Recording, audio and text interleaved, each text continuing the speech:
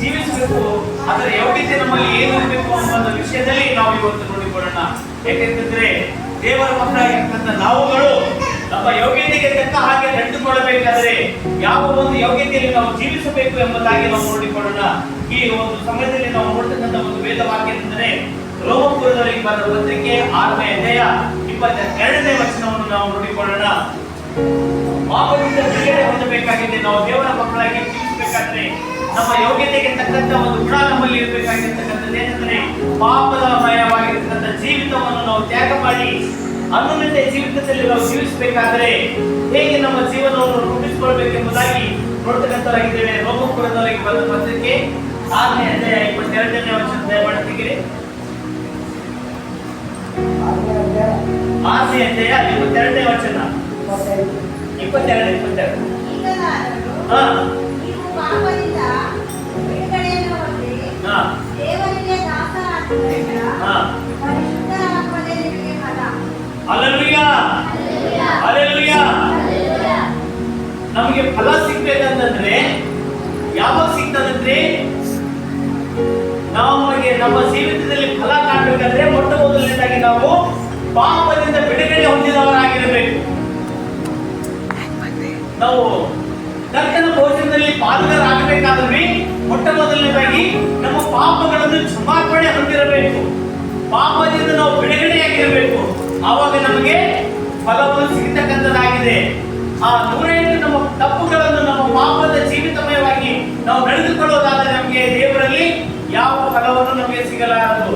ಆದರೆ ದಾಸೋಹದಲ್ಲಿರ್ತಕ್ಕಂಥ ನಮ್ಮನ್ನು ದೇವರು ಮಕ್ಕಳಾಗುವ ಅಧಿಕಾರವನ್ನು ಕೊಟ್ಟು ಆತನಲ್ಲಿ ನಾವು ಮಕ್ಕಳಾಗಿ ಜೀವಿಸುವ ಮಕ್ಕಳಾಗಿರ್ಬೇಕಾದ್ರೆ ನಮ್ಮ ಪಾಪಮಯವಾಗಿರ್ತಕ್ಕಂಥ ಜೀವಿತವನ್ನು ನಾವು ಬಿಟ್ಟು ಬಿಡುಗಡೆ ಹೊಂದಿ ಕ್ರೈಸ್ತನ ಮಕ್ಕಳಾಗಿ ಜೀವಿಸಬೇಕು.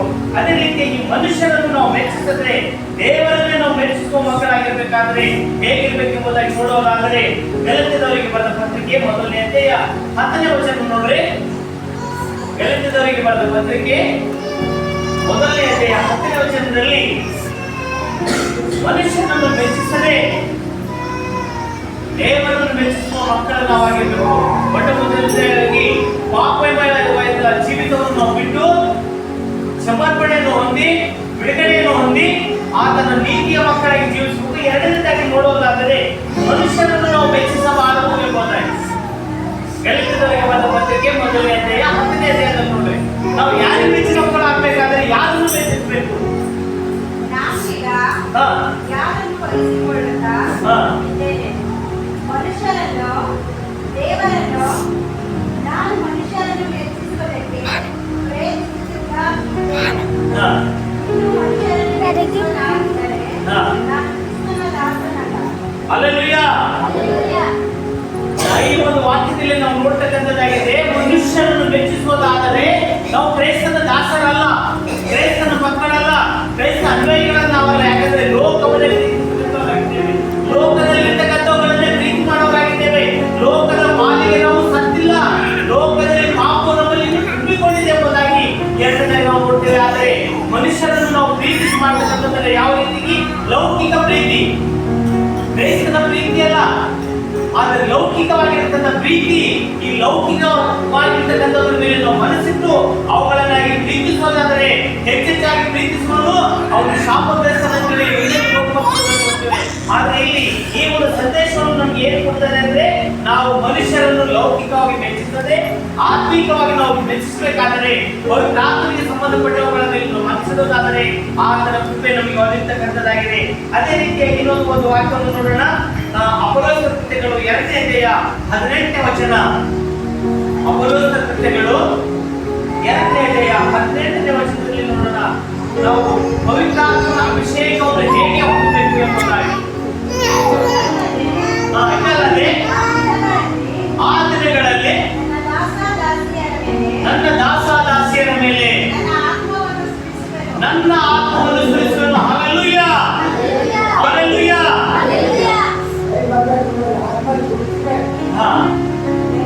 ಆತ್ಮ ಸುರಿಸ್ತಕ್ಕಂಥದ್ದು ಯಾವಾಗ ಅಂತಂದ್ರೆ ಆತನ ಮಕ್ಕಳಾಗಿ ಒಳ್ಳೆಯ ಜೀವಿತದಲ್ಲಿ ನಾವು ಜೀವಿಸುವುದಾದರೆ ಆವಾಗ ಆತನ ಮಕ್ಕಳ ಮೇಲೆ ಹೆಣ್ಣಲ್ಲ ಗಂಡಲ್ಲ ದೊಡ್ಡವರಲ್ಲ ಸಣ್ಣವರಲ್ಲ ಆವಾಗ ಆತನ ಆತ್ಮ ನಮ್ಮ ಮೇಲೆ ಸುರಿಸ್ತದೆ ಅಂತ ಹೇಳುತ್ತ. ನಾವು ಮಕ್ಕಳಾಗದೆ ನನ್ನ ಮೇಲೆ ಆತ್ಮ ಸುರಿಸು ಆತ್ಮ ಲೌಕಿಕವಾಗಿ ಜೀವನ ಮಾಡಿದ್ರ ನಮ್ಮಲ್ಲಿ ಯಾವ ಶಕ್ತಿನೂ ಬರಲ್ಲ, ಯಾವ ಬಲನೂ ಬರಲ್ಲ.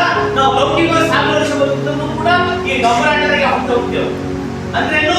ಈ ಲೋಕದಲ್ಲಿ ನಡೆಯತಕ್ಕಂತ ಮನುಷ್ಯನಿಗೆ ಮೆಚ್ಚಿಸ್ತಕ್ಕಂಥದ್ದು, ಮನುಷ್ಯರನ್ನು ಪ್ರೀತಿ ಮಾಡ್ತಕ್ಕಂಥದ್ದು, ಮನುಷ್ಯನ ಹಾಕಿರ್ತಕ್ಕಂಥ ಕಟ್ಟಡಗಳನ್ನು ನಾವು ತಿಳಿಸಬೇಕಾದ್ರೆ ದೇವರಿಗೆ ಮೆಚ್ಚುಗೆ ಮಕ್ಕಳು ನಾವಲ್ಲ. ದೇವರಿಗೆ ಮೆಚ್ಚುಗೆ ಮಕ್ಕಳು ನಾವಾಗಿರ್ಬೇಕಾದ್ರೆ ಆತನ ಕಟ್ಟಡಗಳನ್ನು ನಾವು ಕೈಗೊಂಡು ನಡೆಯುವ ಮಕ್ಕಳಾಗಬೇಕು. ಅದೇ ರೀತಿ ನಾವು ನೋಡ್ಬೇಕಾದ್ರೆ ಅರಣ್ಯಕಾಂಡ 14ನೇ ಅಧ್ಯಾಯ 24ನೇ ವಚನದಲ್ಲಿ ನೋಡ್ತಕ್ಕಂಥವರಾಗಿದ್ದೇವೆ. ಆತನನ್ನು ನಾವು ಹಿಂಬಾಲಕರಾಗಬೇಕಾದ್ರೆ ಹೇಗೆ ಹಿಂಬಾಲಕರಾಗಬೇಕು? ಆತನ ಆತ್ಮವನ್ನು ಸುರಿಸ್ತಾನೆ ಅಂತ ಹೇಳಿದಾನ.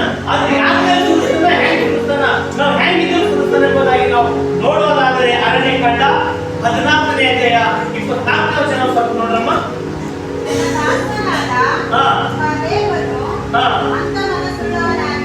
ಹಾಲೆಲೂಯಾ. ಅಲ್ಲಿ ಒಬ್ಬ ಪ್ರವಾದಿ ಹೆಸರನ್ನು ಹೇಳ್ತಾ ಇದ್ದಾನೆ.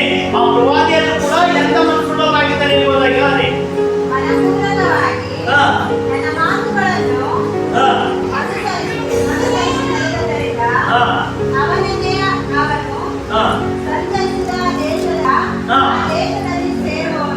ಯಾವ ದೇಶದಲ್ಲಿ ಸೇರ್ತಾನ? ಯಾವಾಗ ಮನಃಪೂರ್ವಕವಾಗಿ ನಡೆದಾಗ, ಸ್ವಲ್ಪ ಮನಸ್ಸಿನಿಂದ, ಅರ್ಧ ಮನಸ್ಸಿನಿಂದ, ಚಂಚಲ ಮನಸ್ಸಿನಿಂದ ನಾವು ಇರೋದು ದೇವಾಲಯದಲ್ಲಿ ನಮ್ಮ ಮನಸ್ಸಿರೋದು ಇನ್ನೊಂದರಿಂದ ಅಲ್ಲಿ ಅವನಿಗೆ ಸೇರ್ತಕ್ಕಂಥ ಸ್ವದೇಶ ಸಿಗ್ಬೇಕಾಗಿರ್ತಕ್ಕಂಥ ಆಶೀರ್ವಾದ, ಸಿಗ್ಬೇಕಾಗಿರ್ತಕ್ಕಂಥ ಭಾಗ್ಯ, ಅದನ್ನು ನಾವು ಕಳ್ಕೊಳ್ಬೇಕಾಗ್ತದೆ.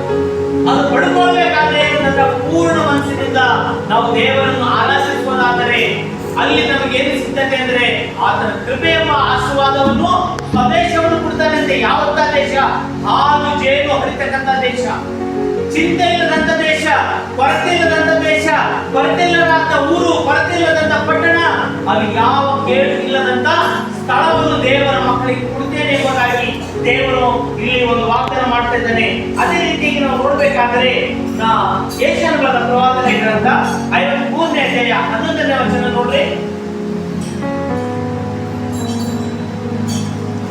ಈ ನಾವು ದೇವರ ಮಕ್ಕಳಾಗಿರ್ತಕ್ಕಂಥ ಜನರನ್ನು ಧರ್ಮ ಮಾರ್ಗದಲ್ಲಿ ನಡೆಯಬೇಕಾದ್ರೆ ಹೇಗೆ ನಡಿಬೇಕು ಎಂಬುದಾಗಿ ಏಷ್ಯನ ಪ್ರವಾದನೆ ಗ್ರಂಥ 53ನೇ ಅಧ್ಯಾಯ 11ನೇ ವಚನ. ನನ್ನ ಆತ್ಮವು ಅನುಭವಿಸಿದ ಸಮಯ, ಆ ಸಮಯದ ಫಲವನ್ನು ಕೊಂಡು ವೃದ್ಧನಾಗುವನು. ಹೆಚ್ಚಿಗಾಗ್ತಾನೆ. ಯಾವಾಗ ಹೆಚ್ಚಿಗಾಗ್ತಾನೆ ಮನುಷ್ಯ ಅಂತ ಆತನ ಫಲಗಳು ಕಾಣಿಸ್ಬೇಕು. ಈ ಗುಣಗಳು ನೋಡಿರ್ತಕ್ಕಂಥ ಗುಣಗಳು ಆ ಜನರಲ್ಲಿ ಮೂಡಬೇಕು. ಆ ಕ್ರೈಸ್ತ ದಾಸ್ಯದ ಮನಸ್ಸಿನಲ್ಲಿ ಈ ಹೃದಯದಲ್ಲಿ ಬೆಳೀತಕ್ಕಂಥ ಈ ವಾಕ್ಯಗಳು ಯಾವ ಬೇರೋ ಬಿದ್ದಿರ್ತಾವೋ ಅವಾಗ ಆತನ ಏನ್ ಮಾಡ್ತಾರಂತ ಅಭಿವೃದ್ಧಿ ಎಂಬುದು ಕಾಣಿಸ್ತದೆ. ಅಂದ್ರೇನು? ನಾವು ಮಾಡ್ತಕ್ಕಂಥ ಕೆಲಸಗಳಲ್ಲಿ ಶಾಂತಿ, ಸಮಾಧಾನ, ಸಂತೋಷ, ಶ್ರಮೆ, ದೀರ್ಘ ಶಾಂತಿಗಳನ್ನು ಕೊಟ್ಟು ಇವ್ರು ಹೆಚ್ಚಿಸ್ತಾನ. ಇವೆಲ್ಲ ಆತನ ಫಲಗಳವ. ಮೊಟ್ಟ ಮೊದಲಿಂದ ನಾವು ನೋಡ್ಬೇಕಾದ್ರೆ ಅದನ್ನ ಫಲ ನಾವು ಕಾಣ್ಬೇಕಂತೇಳಿ ಮೊದಲನೇ ಮಾತನ್ನು ನೋಡಿದ್ದೆವು. ಯಾರ ಫಲ ಆಗ್ತದವಂತ ಇಷ್ಟು ಗುಣಗಳನ್ನು ಯಾರು ಉಳ್ಳವರಾಗಿರ್ತಾರೋ ಅವ್ರ ಬಂದು ಫಲ ಆಗ್ತಕ್ಕ ಪ್ರಾರಂಭ ಆಗ್ತದೆ. ಅದು ಈ ಗುಣಗಳು ಯಾರಲ್ಲಿ ಇಲ್ಲವೋ ಅಲ್ಲಿ ಫಲ ಕಾಣ್ಬೇಕಾದ್ರೆ ಬಹಳ ಕಷ್ಟ ಹೋಗ್ತದೆ. ವಾಕ್ಯದಲ್ಲಿ ನಾವು ನೋಡ್ತೇವೆ, ನಮ್ಮ ಮಗನಾಗಿದೆ ಅಂದ್ರ ತಂದೆ ಮಾತಿಗೆ ತಕ್ಕಂತ ವಿದ್ಯಾನ ಮಗನಿದ್ರೆ ತಂದೆ ಬೆಳೆಸಿದಾನ. ಅದ್ರ ತಂದೆ ಮನಸ್ಸಿನ ಪ್ಲೇನ್ ಇದ್ದೇನ ಅವ್ರ ಮಗನಿದೆ ಅಂತೇಳಿ ಮನಸ್ಸಿಗೆ ಬಂದಂಗೆ ನಾವು ನಡೀಲಿಕ್ಕೆ ಹೋದ್ರ ಆತನ ಮೆಚ್ಚುಗೆಯ ಮಕ್ಕಳು ನಾವು ಆಗಲು. ಆತನ ಮೆಚ್ಚುಗೆಯ ಮಕ್ಕಳು ನಾವು ಆಗಬೇಕಾದ್ರೆ ಆತನ ಕಟ್ಟಡಗಳಿಗೆ ನಾವು ವಿದ್ಯರಾಗಿ ಸನ್ಮಾನಿಗಳಾಗಿ ನಾವು ನಡಿಬೇಕಾದ್ರೆ ಆತನು ನಮ್ಮನ್ನು ಮೆಚ್ಚಿಸ್ತಾನೆ. ಹೇಗೆ ಮೆಚ್ಚಿಸ್ತಾನೆ ಎಂಬುದಾಗಿ ನೋಡ್ಬೇಕಾದ್ರೆ ಕೀರ್ತನೆ 101ನೇ ಅಧ್ಯಾಯ 6ನೇ ವಚನವನ್ನು ನೋಡ್ರಿ. ನಾವು ಸನ್ಮಾನಿಯ ಮಕ್ಕಳಂದ್ರೆ ಈ ಗುಣಗಳು ಉಳ್ಳವರಾಗಿರ್ತಕ್ಕಂಥ ಮಕ್ಕಳಾಗಿದ್ದೇವೆ ಅಂತೇಳಿ ನಾವು ಯಾವಾಗ ಹೃದಯದಲ್ಲಿ ಬೇರೂರ್ತಾವೋ ಅವಾಗ ಒಳ್ಳೆ ಮಕ್ಕಳಾಗಿದ್ದೇವು. ಅವಾಗ ದೇವರು ನಮ್ಮನ್ನು ಸನ್ಮಾನಿ ಅಂದ್ರೆ ಒಳ್ಳೆ ಮಕ್ಕಳೆಂಬುದಾಗಿ ಬೆಳೆಸ್ತಾನೆ. ಅದು ಹೇಗೆ ಅಂತಂದ್ರೆ ಕೀರ್ತನೆ 101ನೇ ಅಧ್ಯಾಯ 6ನೇ ವಚನ ಒಂದು ಸ್ವಲ್ಪ ನೋಡೋಣ.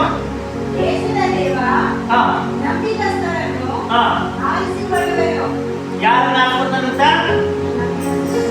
ದೇಶದಲ್ಲಿರ್ತಕ್ಕಂಥ ಪ್ರತಿ ಜನರೆಲ್ಲರೂ ಬಹಳ ಸುಂದರಿಯರ, ಆತನು ನಮ್ಮವರ, ನಂಬೊಂದರ, ತಿರಸ್ಕಾರ ಮಾಡೋರ, ಬಯ್ಯರ, ಒಳ್ಳೆಯರ, ಪ್ರತಿಯೊಬ್ಬರೆಲ್ಲ ಆದ್ರ ಆತ ಯಾರಿಗೆ ಮೆಚ್ಚಿಸ್ತಾನಂತ ಆತನು ನಮ್ಮ ಹೆಸರೇ ಮಾತ್ರ ಆರಿಸ್ಕೊಳ್ತಾರ. ಯಾವಾಗಲೂ ನೋಡಿ ಒಂದು ಉದಾಹರಣೆ ಹೇಳಕ್ ಬಯಸ್ತೀನಿ. ಅದು ತುಂಬಾ ರಾಶಿ ಮಾಡ್ತಾರೆ. ಸಮಯದಾಗ ಆ ಒಂದು ರೈತನಿಗೆ ಇವೆಲ್ಲ ಮಾಹಿತಿ ಏನಂದ್ರೆ ಆ ಒಂದೊಂದು ತೆನೆಗಳು ಬಲಿಷ್ಠವಾಗಿರ್ತಕ್ಕಂಥ ತೆನೆ ಮಗಲಿರ್ತಾರೆ. ಒಂದು 10 ತೆನೆನೋ 20 ತೆನೆನೋ ಯಾಕೆ ಇರ್ತಾರಂದ್ರ ಇವು ಮತ್ತೆ ಮುಂದಿನ ವರ್ಷ ಭೂಮಿದಾಗ ಬಿತ್ತಬೇಕು. ಈ ಚೀಲ ಹಾಕಿದ ಗಾಳಿ ಎಲ್ಲ ಉಗ್ರಾಕೈತವ, ಆಸಿಗೆ ತೆನೆ ಎದಕ್ಕೈತವ, ಮುಂದಿನ ವರ್ಷ ಬಿತ್ತಲಾಕೈತವ, ಬಿತ್ತಿದ್ರೆ ಬಂದು ಫಲ ಬರ್ತದೆ ಅಂತ ಹೇಳ್ತಿರ್ತಾನ. ಆದ್ರೆ ಇಲ್ಲಿ ಹೇಳ್ತಾನೆ ದೇವರು, ಯಾವ ದೇಶದಲ್ಲಿ ನಂಬಿಗಸ್ತರಾಗಿರ್ತಾರೋ ನೀತಿವಂತರಾಗಿರ್ತಾರೋ ಅವರನ್ನು ನಾನು ಆರಿಸಿ ತೆಗೆಯುವೆನು. ಒಬ್ಬ ಒಕ್ಕಲಿಗನು ರೈತನು ಹೇಗೆ ತನ್ನ ಭೂಮಿಯಲ್ಲಿರ್ತಕ್ಕಂಥ ತೆನೆಗಳನ್ನು ಎಲ್ಲ ತೆನೆ ಬಿತ್ತಲಾಕೈತವ ಅಂತ ಹೇಳಿ ಯಾವ ತೆನೆ ಒಳ್ಳೆದಾಗಿದೆಯೋ, ಯಾವುದು ಬಲಿಷ್ಠವಾಗಿದೆಯೋ, ಯಾವುದು ಗುಣಗಳು ಹೊಂದಿರತಕ್ಕಂಥದ್ದಾಗಿದೆಯೋ ಅದನ್ನೇ ಹೇಗೆ ಮಾನವನಾಗಿರ್ತಕ್ಕಂಥ ಮನುಷ್ಯನು ಬಿತ್ತುತ್ತಾನೋ, ಆದರೆ ಸೃಷ್ಟಿಕರ್ತನಾಗಿರ್ತಕ್ಕಂಥ ದೇವರು ಅದಕ್ಕಿಂತ ಹೆಚ್ಚಾಗಿ ನಮ್ಮನ್ನು ಆರಿಸತಕ್ಕಂಥವನಾಗಿದ್ದಾನೆ. ಯಾರನ್ನು? ನೀತಿವಂತರನ್ನು, ಸನ್ಮಾರ್ಗಿಯನ್ನು, ಒಳ್ಳೆಯರನ್ನು ದೇವರು ಆರಿಸಿಕೊಂಡು ಆತನ ಮಕ್ಕಳಾಗತಕ್ಕಂಥ ಅಧಿಕಾರವನ್ನು ಕೊಟ್ಟು ಆತನ ರಾಜ್ಯದಲ್ಲಿ ನಮ್ಮನ್ನು ಸೇರಿಸುವನಾಗಿದ್ದಾನೆ. ಅದಕ್ಕೋಸ್ಕರವಾಗಿ ಪ್ರಿಯ ದೇವರ ಮಕ್ಕಳೇ, ಈ ಒಂದು ಗುಣಗಳನ್ನು ನಾವು ಧರಿಸಿಕೊಂಡು ಅವುಗಳಿಂದ ನಾವು ನಡೆಯುವುದಾದರೆ ನಾವು ಫಲ ಕಾಣುವ ಮಕ್ಕಳಾಗುತ್ತೇವೆ. ಈ ಒಂದು ಮುಂದಿನ ದಿನಗಳಲ್ಲಿ ಆತನ ಫಲಗಳಿಗೋಸ್ಕರವಾಗಿ ನಾವು ಕಾಯಬೇಕಾದರೆ, ಆತನ ಕೃಪೆಯು ಆತನ ಪವಿತ್ರಾತ್ಮನ ವರವನ್ನು ನಮ್ಮ ಮೇಲೆ ಸುರಿಯಬೇಕಾದರೆ, ಇವುಗಳನ್ನು ತುಂಬಿಕೊಂಡು ನಾವು ನಡೆಯುವುದಾದರೆ ನಾವು ದೇವರಿಗೆ ವಿಧೇಯರಾದ ಮಕ್ಕಳಾಗಿ ಜೀವಿಸುತ್ತೇವೆ. ಅದಕ್ಕೋಸ್ಕರವಾಗಿ ನಮ್ಮ ಎಲ್ಲ ಒಂದು ಹೃದಯದಲ್ಲಿ ಈ ವಾಕ್ಯಗಳನ್ನು ಬೇರೂರಿಕೊಂಡು ಅದರಂತೆ ನಡೆಯುವುದಾದರೆ ನೀವು ಮತ್ತು ನಾವು ಕೂಡ ಆತನ ಕೃಪೆಗೆ ಪ್ರಾಪ್ತರಾಗುತ್ತೇವೆ ಎಂಬುದಾಗಿ ಈ ಸಂದೇಶದ ಮೂಲಕವಾಗಿ ನಾವು ನೋಡಿದಂತರಾಗಿದ್ದೇವೆ. ಇದರಲ್ಲಿ ವಾಸ್ತವ ಪಟ್ಟಿದ್ದಂತ ಸಮಯ ಪಟ್ಟಿದ್ದಕ್ಕಾಗಿ ದೇವರಿಗೆ ವಂದನೆ. ಈ ಮುಂದಿನ ಭಾಗವನ್ನು ನಾವು ಆರಾಧನೆಗೆ ಹೋಗೋಣ. ಆರಾಧನೆಯ ನಂತರ ಕರ್ತನ ಭೋಜನವನ್ನಿದೆ